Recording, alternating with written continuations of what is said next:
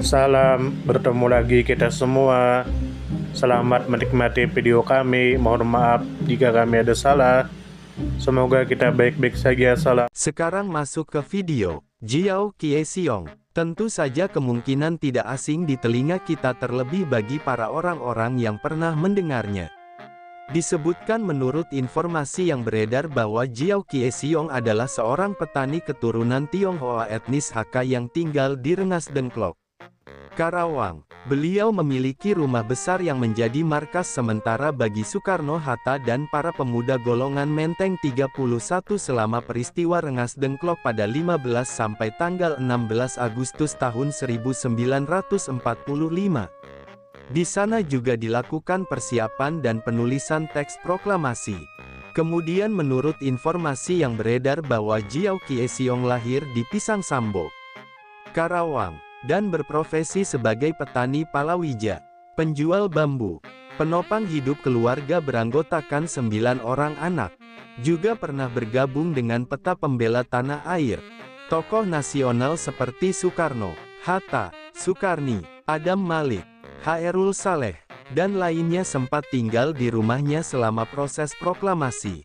Kemudian menurut informasi yang beredar bahwa rumah tersebut dibangun sekitar tahun 1920.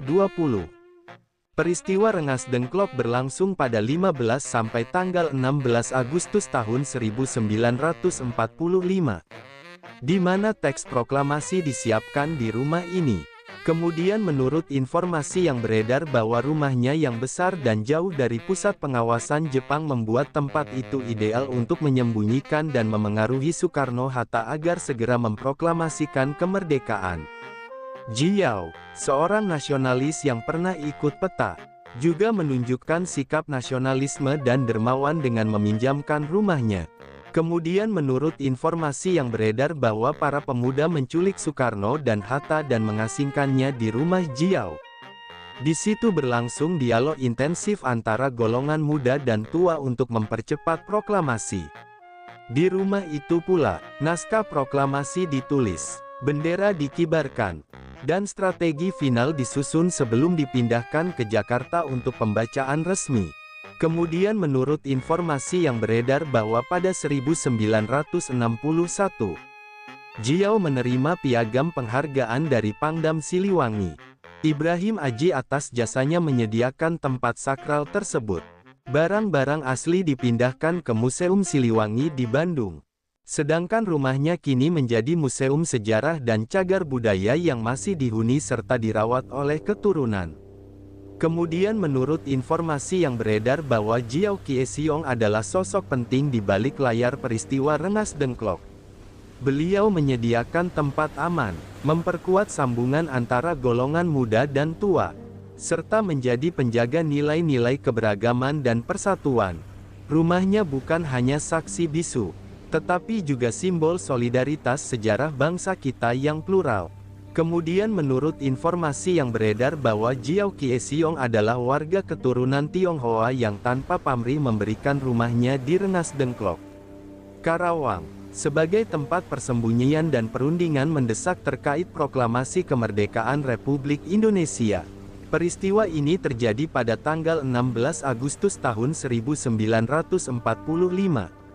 Ketika para pemuda seperti Soekarni, Wikana, dan Hairul Saleh menculik Soekarno dan Muhammad Hatta untuk mendesak agar segera memproklamasikan kemerdekaan tanpa menunggu janji Jepang. Rumah Jiao Qiesiong menjadi tempat aman untuk menjaga keselamatan kedua tokoh utama kemerdekaan dari pengaruh militer Jepang. Dari sisi sejarah, rumah ini bukan hanya tempat persinggahan, tetapi bagian integral dari proses lahirnya Negara Kesatuan Republik Indonesia. Kemudian menurut informasi yang beredar bahwa Jiao Qiesiong adalah sosok yang menggambarkan semangat kebangsaan yang melampaui identitas etnis.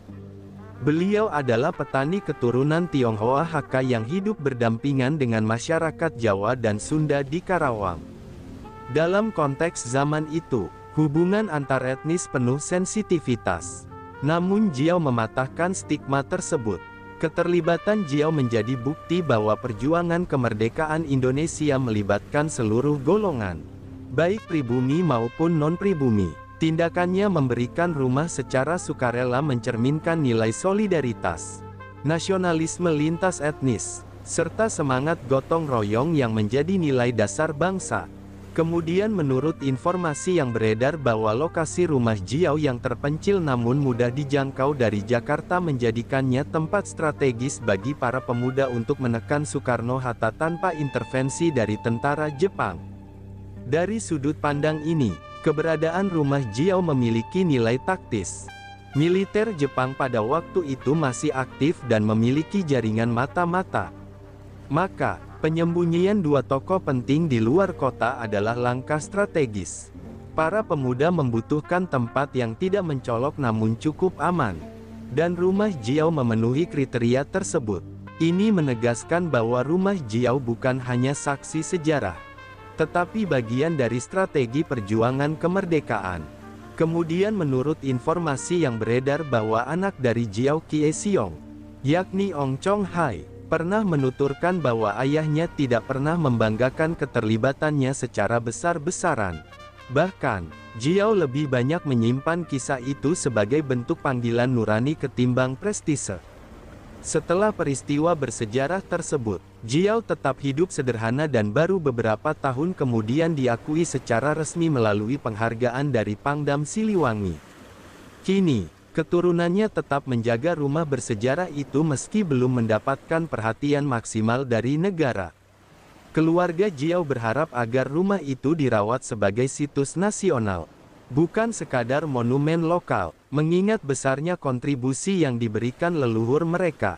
Kemudian menurut informasi yang beredar bahwa meski berperan sangat penting dalam sejarah kemerdekaan, Jiao Kieseong belum secara resmi diakui sebagai pahlawan nasional.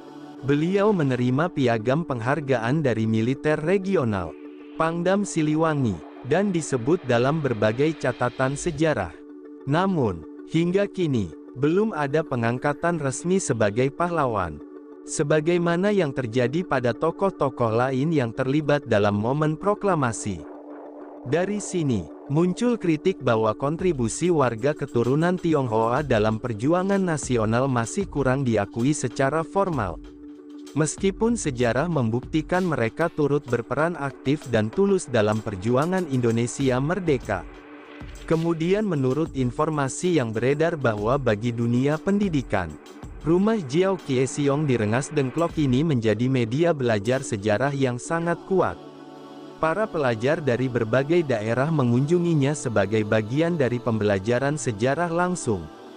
Keberadaan rumah tersebut membantu generasi muda memahami bahwa proklamasi kemerdekaan tidak semata hasil diplomasi elit politik, tetapi buah dari dinamika masyarakat akar rumput.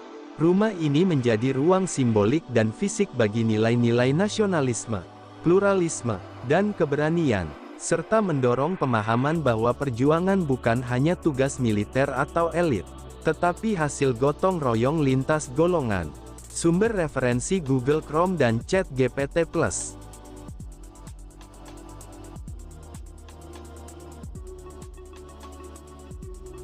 Di balik kemajuan suatu bangsa, tentu kita tahu akan ada selalu sosok-sosok yang memberikan pengaruh besar, meski sering tak terlihat.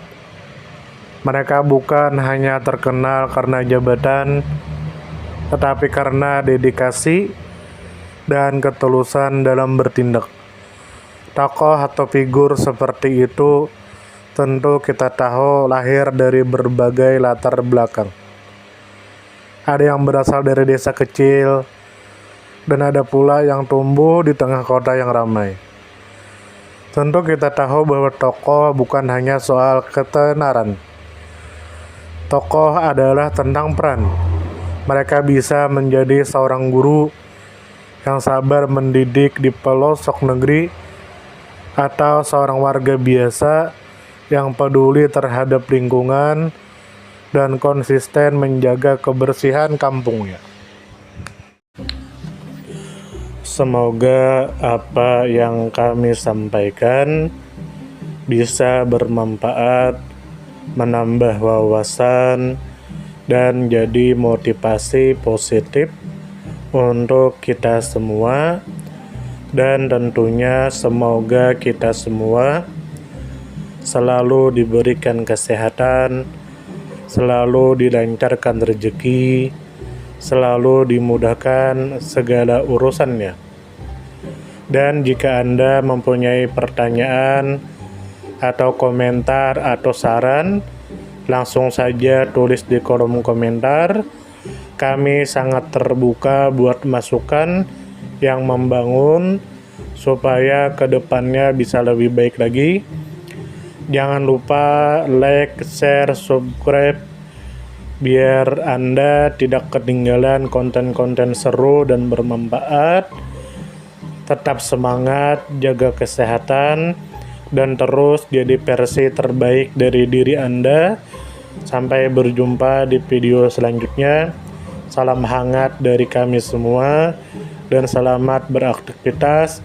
Jika ada salah kata atau penyampaian yang kurang pas, itu murni kami pribadi yang salah. Terima kasih banyak, mohon maaf yang sebesar-besarnya. Semoga kita dan orang tua kita masuk surga, amin. Salam damai.